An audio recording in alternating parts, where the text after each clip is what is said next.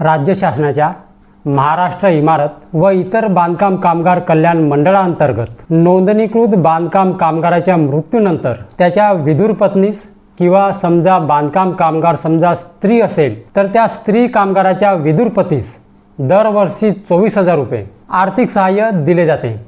ही जी मदत आहे ती 5 वर्ष मिळते। मात्र ही जी 24,000 रुपयांची जे अनुदानाची जी रक्कम आहे ती रक्कम घेण्यासाठी तुम्हाला दरवर्षी जे 5 वर्ष जे आहे तुम्हाला अर्ज करावा लागते, दरवर्षी तुम्हाला अर्ज करावा लागते। तर ही जी आर्थिक अनुदान जे आहे 24,000 रुपये ते कशा प्रकारे मिळवायचं आहे, कोणकोणत्या महिला किंवा कोणकोणते जे पुरुष आहे या योजनेसाठी पात्र आहे, म्हणजे कोणकोणत्या पुरुषांना किंवा कोणकोणत्या स्त्रियांना ही जी आर्थिक मदत आहे 24,000 रुपये नोंदणीकृत बांधकाम कामगाराच्या पत्नीला किंवा समजा स्त्री समजा त्याची पत्नी समजा बांधकाम कामगार असेल तर तिच्या पतीला, ती जर वारली असेल किंवा तिचा मृत्यू झाला असेल तर तिच्या पतीला जे आहे दरवर्षी 5 वर्ष जे आहे 24,000 रुपये मिळत राहते, 5 वर्ष। तर कशा प्रकारे मिळत राहते तर हीच माहिती आपण आजच्या व्हिडिओमध्ये जाणून घेणार आहोत। तर मंडळी व्हिडिओ शेवटपर्यंत नक्की बघा। तर नमस्कार मंडळी, मी प्रवीण शंभरकर, तुम्ही पाहता खेड्यातील मुलगा। F06 या योजनेचा उद्देश म्हणजे बांधकाम कामगाराच्या कुटुंबाला आर्थिक स्थैर्य आणि आधार देणे या योजनेचा मुख्य उद्देश आहे। ही योजना फक्त नोंदणीकृत बांधकाम कामगाराच्या कुटुंबासाठीच लागू आहे। या योजनेमधून लाभ घेण्यासाठी आवश्यक कागदपत्रासह अर्ज जो आहे तो सादर करावा लागतो। F06 या योजनेचा मुख्य हेतू म्हणजे नोंदणीकृत बांधकाम कामगाराच्या निधनानंतर त्याच्या कुटुंबातील विधवा पती किंवा विधुर पतीला काही प्रमाणामध्ये आर्थिक आधार प्रदान करणे हा या योजनेचा मुख्य उद्देश आहे। आणि त्याचबरोबर कुटुंबाला सामाजिक सुरक्षिततेची भावना देणे हा देखील या योजनेचा मुख्य उद्देश आहे। आता या योजनेचे पात्रता निकष काय आहेत ते बघा।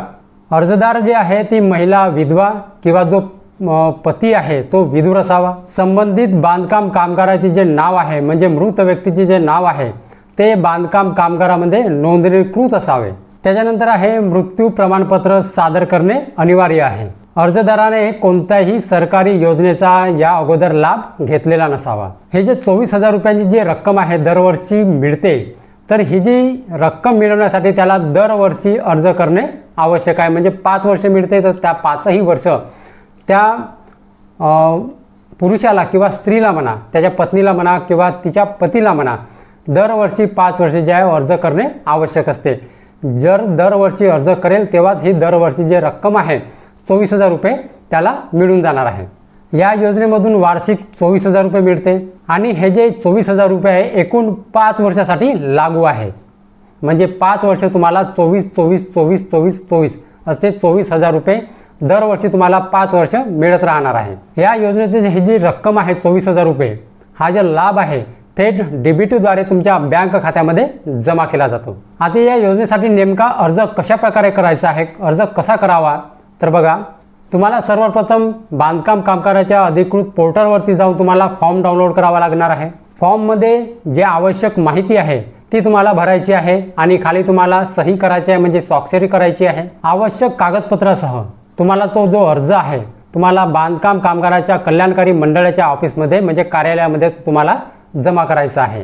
तो कार्यालय कुठे असते, आपल्या तहसीलमध्ये, पंचायत समिती ऑफिसमध्ये हे जे कार्यालय असते किंवा जिल्ह्याच्या ठिकाणी बांधकाम कामगार कल्याणकारी मंडळ जे ऑफिस आहे ते असतेच।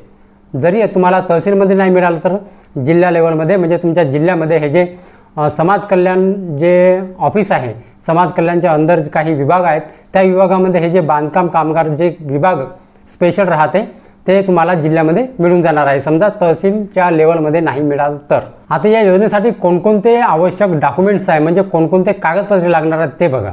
पहिलं आहे मृत्यू प्रमाणपत्र, दुसरं आहे नोंदणीकृत बांधकाम कामगाराचे जे कार्ड आहे ते लागणार आहे। त्याच्यानंतर आहे आधार कार्ड लागणार आहे म्हणजे ते अर्जदाराचा ओळखपत्र आधार कार्ड लागणार आहे। त्याच्यानंतर नातेवाईकाचा दाखला म्हणजे तुम्हाला त्याच्यामध्ये वारस दाखला तुम्ही सुद्धा जोडू शकता। त्याच्यानंतर आहे बँक पासबुकची प्रत म्हणजे झेरॉक्स, त्याच्यानंतर आहे पासपोर्ट साईज फोटो।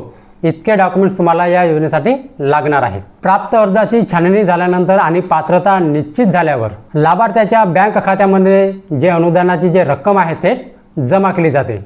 जे तुमच्या अर्जाचे स्टेटस आहे तुम्ही मंडळाच्या कार्यालयामध्ये जाऊन तुम्ही विचारपूस करू शकता जे अर्जाच्या स्टेटसबद्दल। अधिक माहितीसाठी आणि सहाय्यासाठी नजीकच्या मजुरी कार्यालय किंवा बांधकाम कामगार मंडळाचे संपर्क केंद्र किंवा तुम्हाला ही जी लिंक दिसत आहे या लिंकवरती जाऊन तुम्हाला मार्गदर्शन तिथे नंबर मिळतील, ते तुम्हाला घ्यायचे आणि अधिक माहिती तुम्हाला विचारायची आहे। तर बघा, बांधकाम कामगार म्हणजे नोंदणीकृत असणे किती फार महत्त्वाचे आहे। त्याच्यामध्ये लॅपटॉप योजना आहे, शिष्यवृत्ती योजना आहे। म्हणजे तुम्हाला बांधकाम कामगार समजा तुम्ही नोंदणीकृत असाल आणि समजा तुमचा मृत्यू झाला असेल तर तुमच्या कुटुंबाला दरवर्षी 24,000 रुपये असे 5 वर्ष मिळत राहतात। पण ही जी रक्कम मिळवण्यासाठी तुम्हाला दरवर्षी जो अर्ज आहे तुम्हाला 5 वर्ष करत राहावा लागणार आहे। तेव्हाच हे जे 24,000 रुपये असे तुमच्या कुटुंबाला नोंदणीकृत बांधकाम कामगाराचा समजा मृत्यू झाला असेल तर त्याच्या कुटुंबाला जे आहे 5 वर्ष असे 24,000 रुपये तुम्हाला त्या कुटुंबाला मिळत राहणार आहेत। ठीक आहे। या बांधकाम कामगारामध्ये फक्त हेच नाही तर लॅपटॉप योजना आहे, शिष्यवृत्ती योजना आहे, भरपूर अशा योजना आहेत जे बांधकाम कामगारांच्या मुलांसाठी किंवा त्याच्या पत्नीसाठी लागू आहेत, त्याच्या कुटुंबासाठी लागू आहेत, भरपूर आहेत। म्हणून बांधकाम कामगाराचे 90 दिवसाचे प्रमाणपत्र घ्या आणि तुम्ही नोंदणीकृत व्हा, तुम्हाला पेटी मिळते। जर समजा तुमची पत्नी समजा तुमच्या घरचे कोणी स्त्री समजा बांधकाम कामगार असेल, नोंदणीकृत असेल तर तिला भांडी संच मिळते। ठीक आहे। तुम्हाला जे कार्ड आहे दरवर्षी फक्त तुम्हाला रिन्यू करत राहावं लागते। ठीक आहे। बांधकाम कामगाराचे भरपूर फायदे आहेत, तुमच्या मुलीला जे आहे शिष्यवृत्ती मिळते, भरपूर योजना आहेत या बांधकाम कामगाराच्या। ठीक आहे। तर लवकरात लवकर हा जो व्हिडिओ आहे शेअर करा, कारण जे नोंदणीकृत बांधकाम कामगार आहेत आणि त्याचा मृत्यू झाला असेल तर त्याच्या कुटुंबाला दरवर्षी 24,000 रुपये असे 5 वर्ष मिळत राहतात। ठीक आहे। तर मंडळी, हा व्हिडिओ शेअर करायला विसरू नका। तर मंडळी, हीच होती आजची माहिती।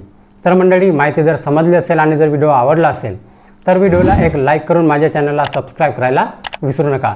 तर चला मंडळी, अशीच नवनवीन माहिती आणि योजनाबद्दल माहिती घेऊन भेटूया आपण उद्याला। जय हिंद, जय महाराष्ट्र।